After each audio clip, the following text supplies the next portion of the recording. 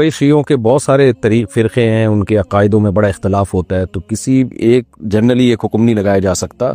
تو میرا اس بارے میں تفصیلی کلپ موجود ہے کہ اس بارے میں آپ لکھنؤ سے ہیں تو وہاں دارالعلوم دیوبند چلی جائیں، وہاں جا کے پوچھ لیں آپ، یا کوئی اور بڑا ادارہ ہو جس پہ آپ کو اعتماد ہو، کہ کوئی بھی ایسا مسئلہ ہو تو یا پاکستان میں تو دارالعلوم کرنگی وغیرہ سے رابطہ کر کے پوچھا جائے کہ بھئی اس کے عقائد وغیرہ ان کے سامنے ظاہر کیے جائیں۔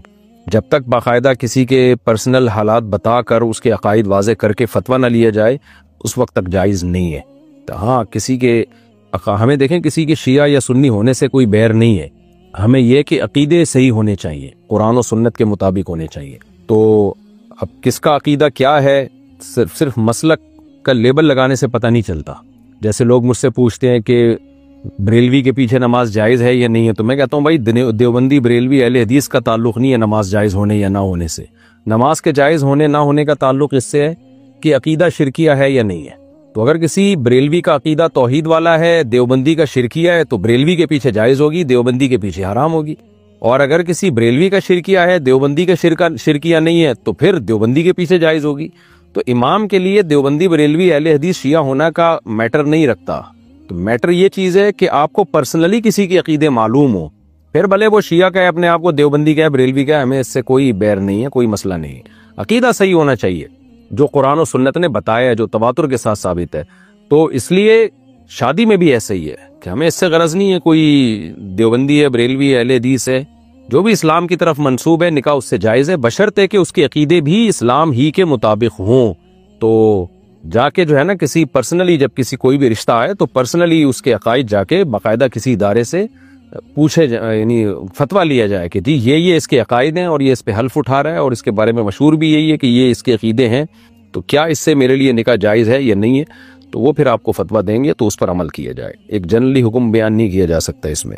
انڈیا سے کسی نے پوچھا ہے کیا احتلام کے بعد آدھے بدن کو دھونا ضروری ہے؟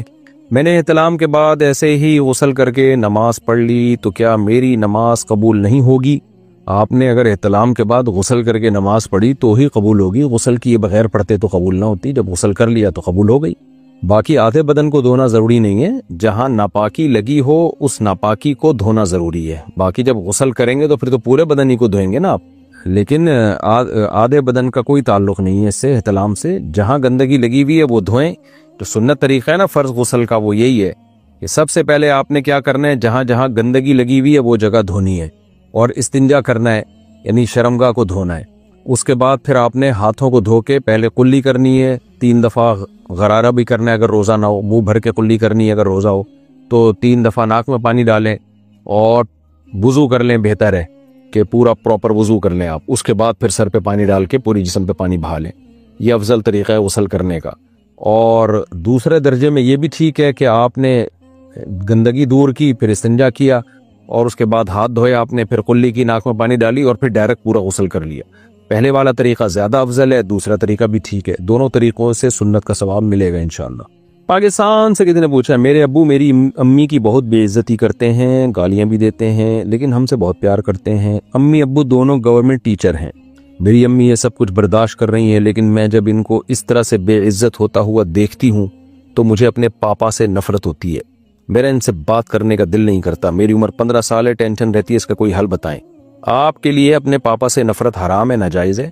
دیکھیں اگر آپ کے والد آپ کی والدہ کو ڈانٹ ڈپٹ بلا وجہ کر کے ان پہ ظلم کر رہے ہیں، یہ بھی ایک ظلم ہے، غلط ہے، لیکن آپ اپنی باپ سے جو نفرت کر رہی ہیں یہ زیادہ بڑا ظلم ہے۔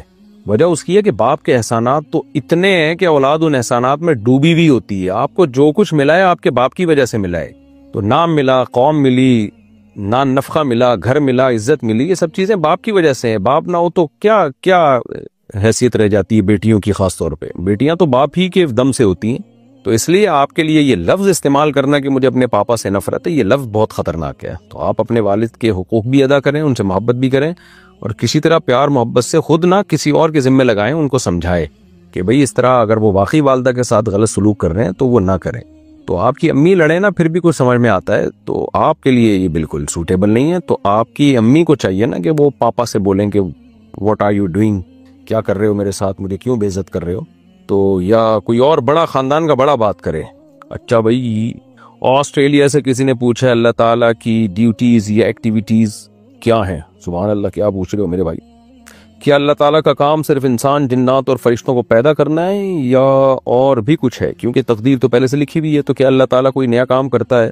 मैं ये जानना चाहता हूँ कि अल्लाह ताला की सरगर्मियाँ क्या हैं। अबे भाई साहब, अल्लाह के लिए इस तरह के अल्फाज इस्तेमाल ना करें। आप ऑस्ट्रेलिया से हैं, शायद उर्दू कमज़ोर है या किसी ने तर्जमे में ऐसा कर दिया है, तो अल्लाह ताला के लिए हमें थोड़ा मुनासिब अल्फाज इस्तेमाल करने चाहिए। एक्टिविटीज़ क्या हैं, अल्लाह ताला की सरगर्मियाँ क्या हैं, ये इंसानों के लिए अल्फाज इस्तेमाल होते हैं। अल्लाह के लिए कि अल्लाह ताला के क्या काम है, तो सूरह रहमान में अल्लाह ने बताया कुल्ल यौमिन हुवा फी शन, हर वक्त वो किसी न किसी काम में है और कोई काम उसको थकाता नहीं है। अब रहा ये सवाल कि पहले से तकदीर अल्लाह ने लिखी हुई है, तो भाई अल्लाह ने तकदीर में यही लिखा हुआ है कि मैं फलां वक्त में ये काम करूंगा। अल्लाह का इल्म तो कामिल है ना, तो अल्लाह को मालूम है क्या क्या होने वाला है, क्या क्या अल्लाह करने वाला है। तो जो कुछ हो रहा है सब अल्लाह के हुक्म से हो रहा है पूरी दुनिया में, तो इसलिए अल्लाह को इंसानों पे क़यास नहीं किया जा सकता। कुल्ल यौमिन हुआ फी शअन, हर वक्त अल्लाह ताला कुछ ना कुछ कर रहे हैं। किसी को इज्जत दे रहे हैं, किसी को रुस्वा जलील कर रहे हैं, किसी को दौलत दे रहे हैं, किसी को गरीब कर रहे हैं, किसी को हुकूमत दे रहे हैं, किसी को से हुकूमत छीन रहे हैं, और उसके हर काम में कोई ना कोई हिकमत है। बस हमें इतना ईमान रखना ज़रूरी है, इससे ज़्यादा हम डिटेल में नहीं जा सकते क्योंकि हम मखलूक हैं। अल्लाह की ज़ात हमारे मेंटल लेवल से ऊपर की ज़ात है, उसके बारे में ज़्यादा गहराइयों में जाने की हमें इजाज़त नहीं है। ज़बीहुल्लाह साहब इंडिया से, मैं जहाँ काम करता हूँ वहाँ मेरे सर मुझे मूर्ति की फ़ोटो के सामने अगरबत्ती जलाने के लिए देते हैं, क्या ऐसा करने से मुझे गुनाह होगा? हराम है भाई, सख्त गुनाह है, कबीरा गुनाह है, बल्कि शिर्क है, क्योंकि ये मूर्ति के सामने अगरबत्तियां जलाना इबादत समझा जाता है ये अमल को, तो इस अमल से आप मुशरिक हो सकते हैं। क्या बीवी की कज़न की बेटी से निकाह कर सकते हैं जबकि वो बेवा भी हो? जी हाँ, बीवी की कज़न की बेटी जो है उससे निकाह कर सकते हैं, बीवी की मौजूदगी में भी, और अगर अल्लाह ना करे किसी की बीवी दुनिया से पहले चली गई, वैसे अल्लाह ऐसा करता भी नहीं आमतौर पे, अक्सर शौहर ही पहले जाते हैं, लेकिन फिर भी